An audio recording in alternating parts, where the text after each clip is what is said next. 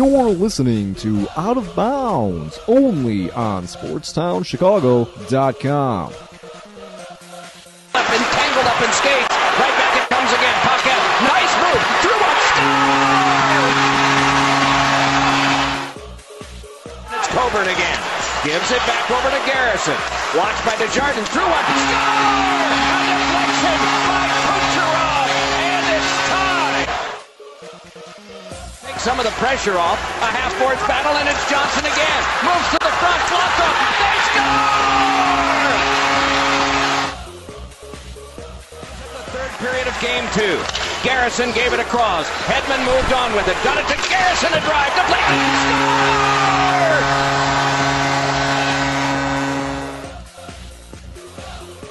There inside. Couldn't come up with it. Battle to the corner. Reaching in his Paquette. The series is going to be even.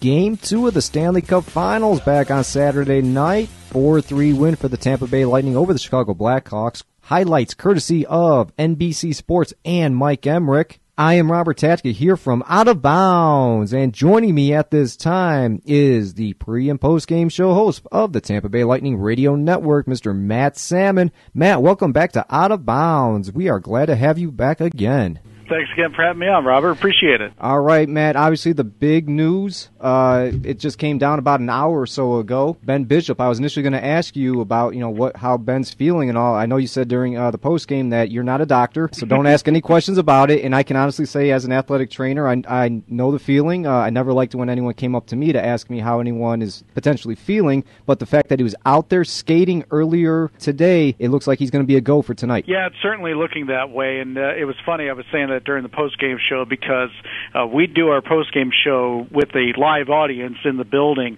and everybody was coming up to me, what's wrong with Bishop? Come on, it's like, I've been sitting here watching and listening to the game too. I don't know, and even if I did at the Stanley Cup final stage, they're not going to tell you. Right. But it certainly looks very good for him. He did participate in the skate today. He had media availability, although it was rather comical because he couldn't really say much about what's going on. But it sounds like it was just something minor, perhaps a dehydration issue, stomach bug, maybe a little, Montezuma's revenge after dinner. Nobody knows.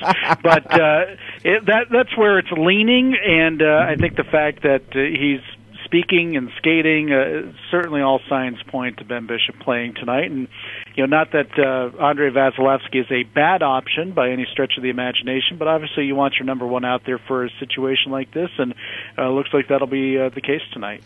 I was going to say Vasilevsky, even though he is not the normal starter, that's obviously Ben Bishop, and he came in and he filled in so well.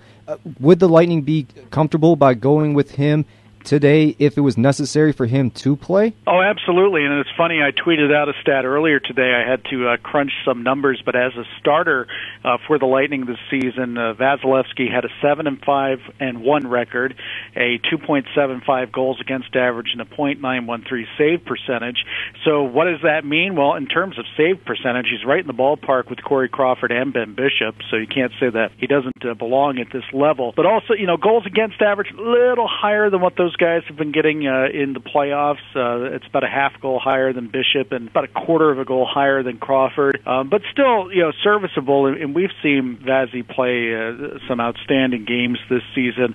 Granted, the one thing is that he hasn't started since the end of March, so that would be one concern. But he looks a lot sharper when he starts a game as opposed to coming in on mop-up duty. We've seen him have a couple of rough games in the playoffs, so I don't think there would be any concern. The Lightning may change things structurally just a tiny bit to help him out, but I don't think anybody would be upset if Vazzy had to play tonight. But fortunately, with it looking like Bish is going to get the start, I don't think that'll be a concern. Now, you mentioned there could be some potential changes with the lineup tonight. We're going to get into that a little bit, but the one name that stood out to me back on Saturday was Cedric Paquette. So far in 2 games, he's been on Jonathan Toews like a blanket, really not allowing Toews to get anything off. Only 3 shots on goal for the entire game, and so far for Toews, even though he had a couple points on the assists, he really has not looked good at all in terms of offense, shooting on net. What has Paquette done so far to be so effective against Toews? Well, first and foremost, for any Hawks fans who are listening, don't worry. Kane and Taves, they will get their chances. I know it has been an impressive two-game performance, not just by Paquette, but that entire line. And I think for one thing, Cedric Paquette's been challenged by John Cooper. Even though Ceddy's been a spark plug for this team throughout the season, he's not been as sharp in the playoffs for whatever reason in the previous 3 rounds. He did have a goal. It was an empty net goal, I believe, in the Montreal series. And other than that, he'd been kind of, not just off the score sheet, but a little off the radar in some games. So John Cooper knew that Cedric Paquette was going to be the guy centering the line that was going to be challenging Kane and Taves in Game 1 and Game 2. And I think Ceddy's certainly taken that challenge, and he's just basically clung to Taves, like a blanket. He's just not getting away from him. Now, it's not just Cedric Paquette. I think you're also seeing, at least in the first 2 games, you saw Ryan Callahan, his winger, who's been playing very well, very physical, and when Callie starts throwing the body around, guys take notice. So Ryan Callahan's been very physical. You've got the speed of J.T. Brown on that line. I know in Game 1, because they went 11-7, you had rotating left wingers, so whoever was on that line, be it Andre Palat or Alex Killorn or Brendan Morrow, those guys were able to get into the defensive mode and hold off the Blackhawks. But also Victor Hedman and Anton Strawman have been paired together a lot of the time against Kane and Taves, and they've been able to help out too. So while Ceddy has certainly accepted the challenge that's been given to him by Coach Cooper, I think everybody who has been on the ice, they know how dangerous Taves and Kane in particular can be, and they've all risen to the challenge of making sure that they are not what causes the Lightning to lose a game. Now, you just mentioned, though, being challenged. Obviously, with Paquette's line, I believe it's a third line. Coach Cooper did challenge both the third and fourth lines, and they came up big. Is there any way that they can keep this momentum going? Because obviously when you're the home team in hockey, it's a little bit different for them being the road team because the line changes. Do you think there's going to be a little bit of a letdown possibly tonight because of the ability for the Blackhawks to have the last line change? Well, I hope not a letdown. I think probably the best way to frame it would be I think you're going to see more of a defensive tactical game tonight, because you're right, with Joel Quenneville having the last line change, well, not only is he making the lineup changes of splitting Kane and Taves, but you've got Hossa on that top line, you've got Bickle coming back in apparently on the second line, you've got Richards, who still has a pretty good touch with the puck, centering that second line. You've got some dangerous combinations on those top 2 lines, so it is spreading out the offensive possibilities just a little bit.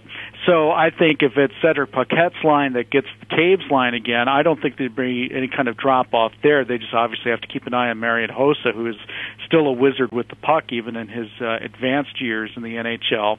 I know that there was some concern, the triplets have to play defense now. Well, that line of Palat, Johnson, and Kucherov are one of the top 5 lines in plus-minus this season, and you don't get there by not playing defense. So I don't think that that's going to be a big issue at all. I think, though, getting back to the third and fourth line play, if the third line is going to be tied up trying to keep the Blackhawks off the board, that means the fourth line is going to have to get some good looks, and they certainly did in Game 2, thanks in part to the reintroduction of Jonathan Drouin to the Tampa Bay Lightning. I think Drouin, played like he was shot out of a cannon. I thought he played extremely well. Made a couple defensive gaffes, but he's going to learn from that. With Drouin's shot and his speed, I think it complements Brian Boyle and Brendan Morrow's physical play real well.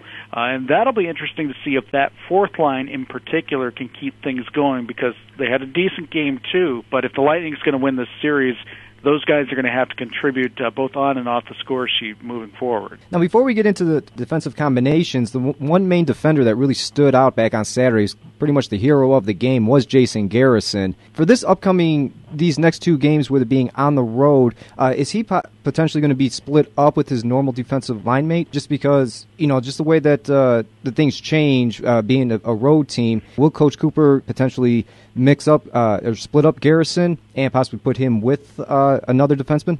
I think if there's one defensive combo that's worked extremely well, of course, Hedman and Strawman have been solid, but Jason Garrison and Braden Coburn have actually been pretty good as well. I think the one defensive combo that the Lightning is going to have to figure out an answer for is Matt Carl and Andre Schuster.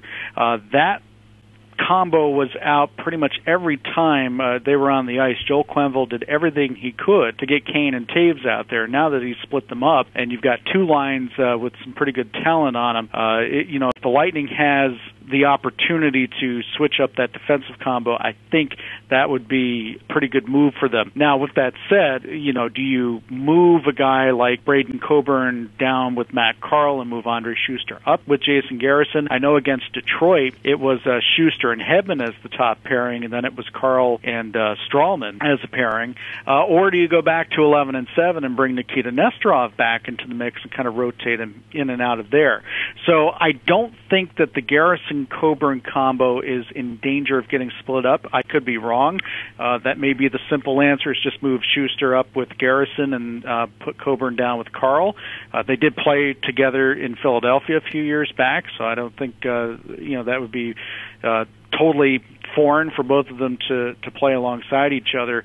But really the defensive combo that concerns me is the Carl and Schuster one, and it'll be interesting to see how the Lightning, if they change things up, how they do so. Well, we're with Matt Sammon from the Tampa Bay Lightning Radio Network here on Out of Bounds on SportsTownChicago.com. Obviously, Matt, the name that everyone's been hoping to hear get some goals out of, obviously I believe he has no points so far, is Steven Stamkos. Obviously, no one will be worried about Steven Stamkos and his ability. It's just that, as of right now, I just fully believe that the Blackhawks defense is just playing, so good that they're preventing Stamkos from pretty much getting any shot off. Yeah, it's not all that different from what we've seen with the Lightning and Patrick Kane and Jonathan Taves. Your top stars, your top lines, and your top players are typically going to get washed out in the matchups. Now, you will occasionally have those games where the star just goes above and beyond and just takes over a game, like Taves did in Game 6 against Anaheim, and Game 7 for that fact. But, I'm not worried about Steven because he's going to find his spots. And if Steven Stamkos has two checkers on him, that means somebody else is open, and the Lightning knows that, and that's, I think as long as you have Alex Killorn continuing to move his feet and play physical and go hard to the net, and as long as Valtteri Filppula is looking for the simple passing play to set something up and not the cutesy drop passes that we see every now and then, I think that line's going to be just fine. Of course, Stammer on the power play as well is going to get his looks, and, like I said, even 5-on-5, if Steven Stamkos has 2 or 3 checkers on him on the power play, that means somebody else is open. And even if Stammer's not contributing with a goal, chances are he's going to be assisting on one, or at least getting a +1 or 2 in a game, because other guys are going to get open and get some looks, even though he's not. I just got a little message here about Ben Bishop. It's really funny. He says, I feel like Marshawn Lynch right now, dodging all these questions. I think he's got a great sense of humor. Matt, I heard you back on Saturday say British Invaders wore red. Don't be a Benedict Arnold and sell your tickets to a Blackhawk fan. Now, you're right about that. I am from the city of Chicago. I am a Blackhawks fan, but I do believe that it's important for the home team to always pack their own house, especially when it comes to the Stanley Cup final. Yeah, it's I understand the situation. The Blackhawks win Game 1, so obviously more Blackhawk fans are going to want to be in our building for Game 2. Game 2 happens to be on a Saturday, and I know for a fact that a lot of the Blackhawks fans that were in the building for Game 2 were from out of state. They weren't just local people that put on a Blackhawks sweater. Some people decided to turn this into a weekend vacation, and hey, the weather was nice, the beaches are good. Oh, there's a hockey game as well, so I can understand completely why people would want to do that. It's just, fans have to be selective, and I can understand how tough that is. Hey, I was just balancing my checkbook. If somebody comes up to me and says, I'll pay you $1,000 for your tickets, I'm going to think really, really hard about it, because $1,000 or a price even within a few $100s of that certainly pays a lot of bills. So I understand why people, for fiscal reasons, would want to do that. But you being in Chicago, you recall probably about 8 to 10 years ago when the Chicago Wolves were outdrawing the Chicago Blackhawks, and you had loads of Colorado Avalanche fans and Detroit Red Wings fans and St. Louis Blues fans piling into the United Center because the Blackhawks were not as good back then as they are now. It grinds your gears. It just drives you crazy. So, you have to be smart about that. I understand, again, the fiscal responsibility, but I thought I'd have a little fun with it and teach a little history lesson along the way, because we want to make sure that Game 5 here on Saturday night, we get back to, it was probably 70-30 Blue fans in Game 1, and I would certainly hope it leans a little more towards that than the maybe 60-40 we saw in the stands this past Saturday for Game 2. Well, Matt, you bring up those 8 to 10 years ago. I was in high school at that time, and that's when a few of my friends and I would actually go to the game on game day and buy Blackhawk tickets. So I actually miss those days because I can't get a ticket now if my life depended upon it. Yeah, but I do enjoy seeing the Lightning fan party outside, or the viewing party. Looks like so much fun. I mentioned to one of my friends who's a season ticket holder for the Blackhawks. He's like, yeah, but we can't get weather like that in Tampa. Yeah, yeah. Well, and that also goes to show the fandom here. You know, the base is great, and I've said this before that I don't think Tampa Bay really get the due that is deserved. You know, there's a lot of great fans here, and this team's been around for 23 years now. So people, they know this team, they know the sport. They're becoming, not just people that show up to games just to get excited. You know, ooh, it's fast, it's exciting. You know, they're getting into the game now. They completely understand the ins and outs. So perhaps they can't get into the building, but they want to be part of the atmosphere here. And talking to a few people with the organization, we had nearly 1,500 people in a small park next to the arena, and about 2,000 in the what we call Thunder Alley, the little plaza area just outside the arena, adjacent to it. So you had 19,000 fans inside and 3,500 fans outside. We're having a huge watch party in downtown Tampa tonight. I know they're looking at anywhere from 3,000 to 5,000 people in a local city park here. So you tell me, is this a quote-unquote non-traditional hockey market or a market that has a fan base that doesn't care? We unfortunately get lumped in with the Florida Panthers and the Carolina Hurricanes and the Atlanta Thrashers before us, but that's simply not the case here in Tampa. We've got a great fan base, and it's great to see so many people enjoy that game on Saturday. Matt, thank you so much for breaking down Game 2. We got Game 3 tonight on NBC. Can't wait to see it, and hopefully we can have you on again tomorrow and break down Game 3 for us. All right, looking forward to it, Robert. Thanks again for having me on. That was Matt Sammon from the Tampa Bay Lightning Radio Network. You're listening to Out of Bounds here on SportsTownChicago.com.